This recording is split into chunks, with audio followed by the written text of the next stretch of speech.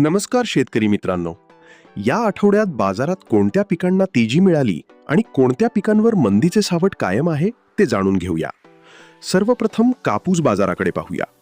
कापसाचा सरासरी दर 8,637 रुपये प्रति क्विंटलवर पोहोचला असून मागील आठवड्याच्या तुलनेत 3.17% वाढ झाली आहे. कमी आवक आणि चांगली मागणी यामुळे कापसात तेजी कायम आहे. मक्यामध्ये देखील 5.12% वाढ झाली असून सरासरी दर 2,050 रुपये प्रति क्विंटल आहे. मात्र भाव अजूनही MSP पेक्षा कमी आहेत. सोयाबीन बाजार तुलनेने मजबूत असून सरासरी दर 7,414 रुपये प्रति क्विंटल आहे. MSP पेक्षा चांगला भाव मिळत असल्याने शेतकऱ्यांना दिलासा मिळत आहे. दुसरीकडे हरभरा आणि तुरीच्या बाजारावर दबाव कायम आहे. हरभऱ्याचा दर 5,960 तर तुरीचा दर 7,690 रुपये प्रति क्विंटलवर आला आहे. विशेष म्हणजे तुरीचे भाव अजूनही MSP खाली आहेत.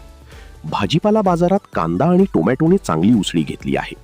कांद्याच्या दरात 15%हून अधिक वाढ झाली असून टोमॅटोचे भावही जवळपास 10%नी वाढले आहेत. यामागे कमी आवक हे मुख्य कारण आहे. हळदीमध्ये मात्र 3%ची किरकोळ घसरण झाली असली तरी मजबूत मागणीमुळे बाजार स्थिर आहे.